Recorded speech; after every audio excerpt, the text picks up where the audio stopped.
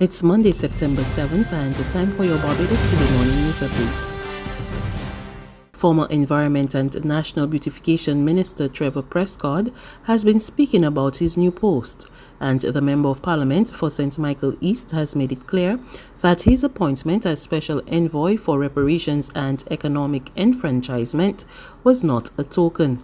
He made the comment as he addressed his constituency's annual general meeting last evening, where he also revealed that his duties would deal with issues of transformation and span across ministries. The nature of my discussion is about the affirmative action that must be taken. It is not going to be taken in the Ministry of the Environment or the Ministry of Social Services or the Ministry of Housing. It is going to be taken across. So I am taking my understanding of what responsibility delegated to me, my responsibilities are across all ministries of government. That is how I understand my role. I will have to hear from the Prime Minister and nobody else of what are the other limitations that I have. So we have serious matters to deal with. So I do not see my job as any token. I don't see my job as anybody buying me. I don't see myself as any militant person going out there that some people trying to make it believe that man Prescod, nobody can get along. And against nobody. The Barbados Secondary Teachers Union is satisfied with the general framework, which will be adopted when school commences on Monday, September 21. Over the weekend, Minister of Education, Technological and Vocational Training, Santia Bradshaw, outlined to the nation the measures being taken for the safe reopening of schools amidst the COVID-19 pandemic. BSTU President Mary Redmond tells Barbados Today that the ministry has been engaging with unions, and what was most important was the need for flexibility by all stakeholders. To this end, she urged parents to begin the process of encouraging and practicing students on the proper wearing of masks. One of the things that is very important to us and that will be vital to maintain safety in the schools, and that we are looking for full support from parents with, is the wearing of masks by students on the school compound. In fact, the recommendation is that everyone on the school compound must wear masks while on the compound. And that is very important with the scientific knowledge that masks prevent infections by up to 80%, reduces transmission of the virus by 80%, and the fact too that more research is revealing that the virus is transmitted in an aerosol form. That, coupled with the 6-foot spacing, is crucial for safety. That requirement may mean that we have to, will mean that we have to employ some creative organization of how our classrooms will look. Redmond said that the union was also satisfied with plans for the blended approach to teaching, that is a mix of face-to-face and online learning for the term, which will end on December 11, 2 weeks earlier than normal.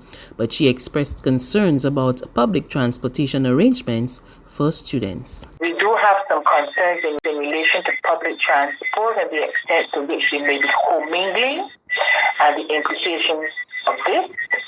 And it may have some implication for what the length of the school day may look like.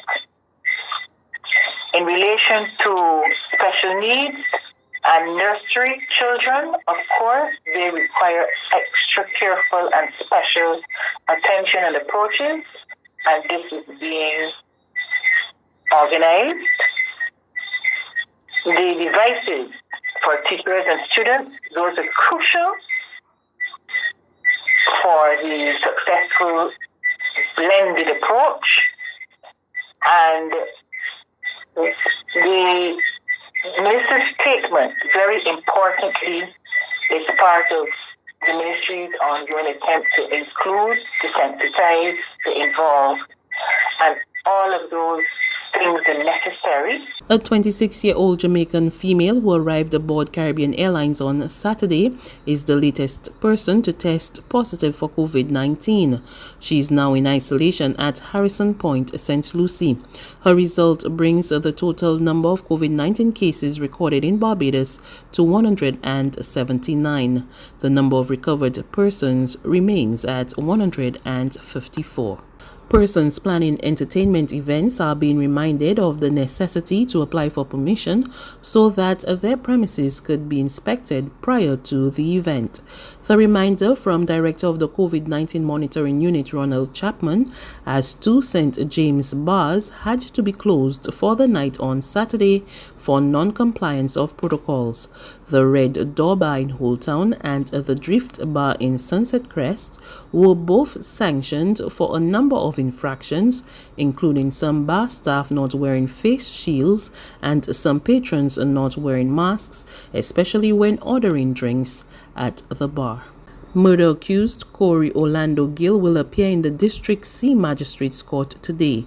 The 36-year-old accused of husband St. James is charged with the death of Tanya Greenidge, who was discovered at her Greenpoint St. Philip home on August 28. Motorists are paying more for gasoline, diesel, and kerosene. Gasoline will now be retailed at $3.22 per litre. That's an increase of 6 cents. Diesel will move from $2.43 per litre to $2.52. That's up by 9 cents. While the price of kerosene will be 91 cents per litre. That's an increase of 5 cents. There's regional and international news after this short break.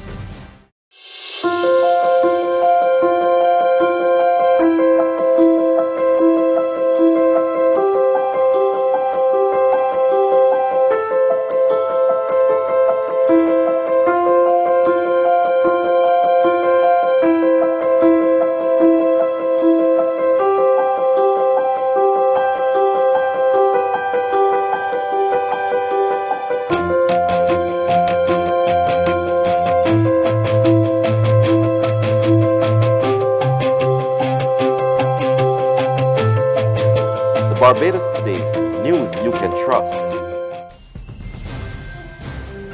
To news from the region, the leader of the Jamaica Labour Party, Andrew Holness, will be sworn in for his second term as Prime Minister today, following his party's resounding victory in last Thursday's general election. The ceremony is scheduled to begin at 3 p.m. Jamaica time and will take place at King's House, the official residence of the Governor-General. This is the third time that Holness will be sworn in as Prime Minister, having served in the position from October 23, 2011 to January 5, 2012, and again on March 3, 2016. And finally, hundreds of thousands of homes are without power in Japan after Typhoon Haitian slammed into the country. More from Reuters TV. Authorities urge early evacuation for more than 100,000 households in the southern island. But local media reported that some shelters have stopped accepting evacuees as a precaution against coronavirus. In a meeting with cabinet ministers, Prime Minister Shinzo Abe asked citizens to stay alert and follow information from local authorities. The typhoon has cut power to more than 300,000 homes. At least 2 injuries have been reported. Airlines have cancelled more than 500 flights departing from Okinawa and southern Japan.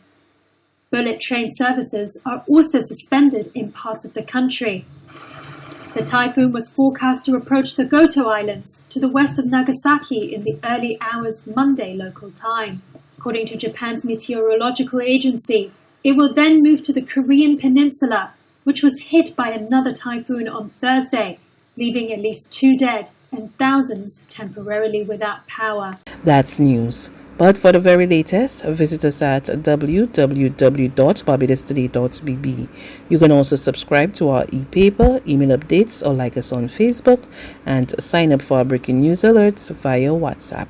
We're also on Izumi Media in bus terminals, as well as screenplay at supermarkets and gas stations near you. And you can also hear us on Mix 96.9 FM and Capital Media HD 99.3 FM.